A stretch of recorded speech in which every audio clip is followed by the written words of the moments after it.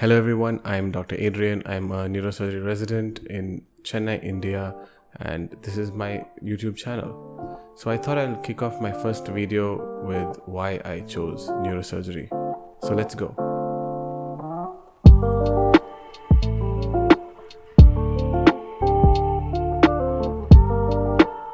So there were many reasons as to why I chose neurosurgery. Let's look at them chronologically. I come from a family of doctors. My father is a cardiac surgeon and my mother is a pathologist. Even though as a child I said I wouldn't do medicine, you can see that that did have an effect on me. So every summer holiday I would go to my grandparents' home. My grandmother made amazing food. She cooked so well and kept me well fed. And during my exams she helped me so much with studying, especially for my school boards, and that is why I'm a doctor today. I used to spend a lot of time with my grandfather, Dr. Chandrasekharan, a psychiatrist. He used to tell me interesting cases about his patients, and we would sit and discuss a lot about psychiatry. So initially in my school days, I wanted to become a psychiatrist like my grandfather. Retrospectively thinking, I do think that I like more of an outpatient psychiatry than the inpatient psychiatry. My grandfather's own advice was actually to do neurology because he was a firm believer that neurology and psychiatry should not be separated. So during my high school, without knowing much about neurology, I wanted to become a neurologist. And then came Grey's Anatomy with the world's greatest neurosurgeon, Dr. Derek Shepherd. Neuro God right here. The way they portrayed neurosurgery, of course they did portray cardiac surgery a little better than neurosurgery, but it was just amazing. I gradually did realize that neurosurgeons have to know neurology and psychiatry as well. So by the end of my school days, I wanted to become a neurosurgeon.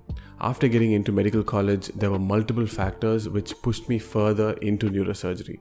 So in our first year, I loved doing dissections. Working with my hands came easy to me. I could easily see the dissection planes. Working with 3D orientation was easy. Correlating radiology and anatomy also came easily to me. I really liked neuroanatomy and neuroscience. So during one of my holidays, my dad suggested that I shadow a neurosurgeon to find out what it is to be a neurosurgeon and how the life is. So we contacted a neurosurgeon. I got to shadow one for a few days and I was hooked. The patients that we took care of, the tech that we used, they were like fine surgeries under the microscope. I decided then I'm going to be a neurosurgeon. As the years went by, I also started liking critical care, dealing with very sick patients, the complex interactions between different body systems, and also I found out that neurosurgeons take care of the neuro ICU in many places. Neurosurgeons are expected to know a lot of critical care, dealing with traumatic brain injury, and even your pre-op and post-op patients. So I really liked dealing with critical care patients as a neurosurgeon as well.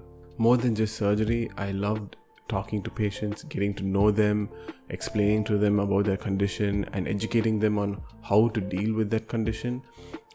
This was a large part in neurosurgery because you have complex diseases and you have to talk to patients as well as the relatives, and a lot of times only the relatives because the patient may not be conscious. Fast forward to my internship, my general surgery posting was probably the best posting I had. The operating theater just felt like home. I was good with my hands. I loved suturing and doing small procedures. But you also kind of learn that general surgery or surgery in general is not just about cutting and suturing. It's also about holistic care of the patient. Surgeons are more straightforward. They get a problem and they solve it. Physicians were more in looking into the minute details, even if it may not actually help the patient.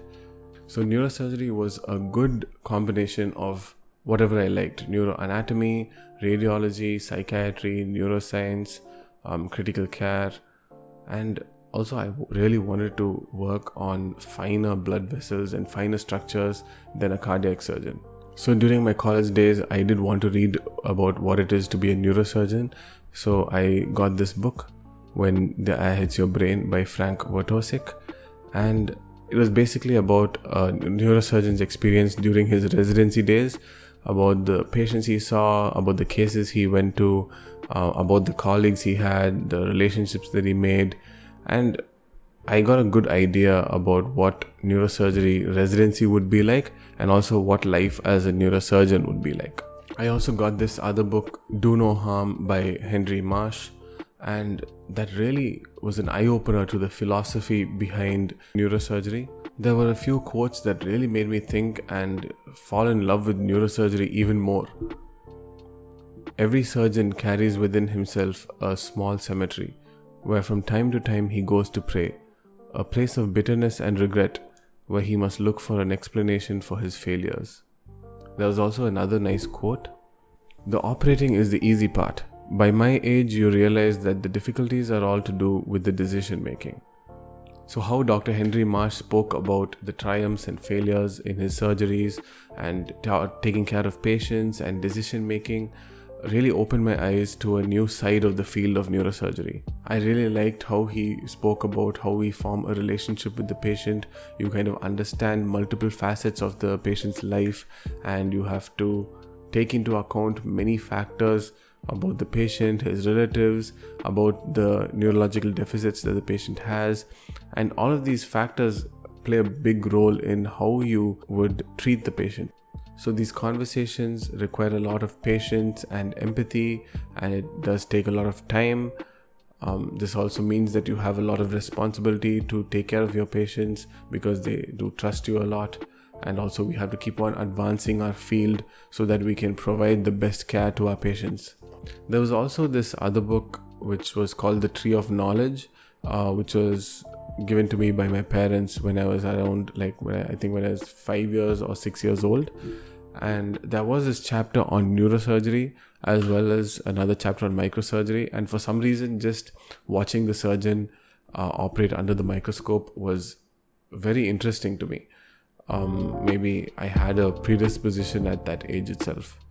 So during my third year of college, I did get sidetracked a little. I thought I would do MSc and a PhD in neuroscience, maybe go into research. But the reality was that as a clinician, you get to interact with more patients, you help more patients on a one-on-one basis, and also you would know better on what areas of research are actually needed to help patients. So when I was doing research on the universities and also on neuroscience research, I found out that neuroscience is a vast field.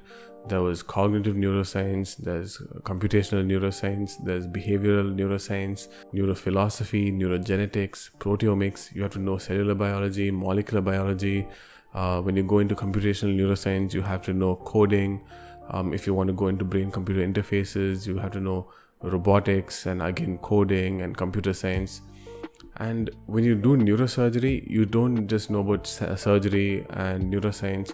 You also have to know a little about all these other fields as well to advance the field. Neurosurgery is a hardcore field. We work long hours. We study about the most complex organ in the body. We work with the sickest patients. We use state-of-the-art technology to both diagnose and treat patients.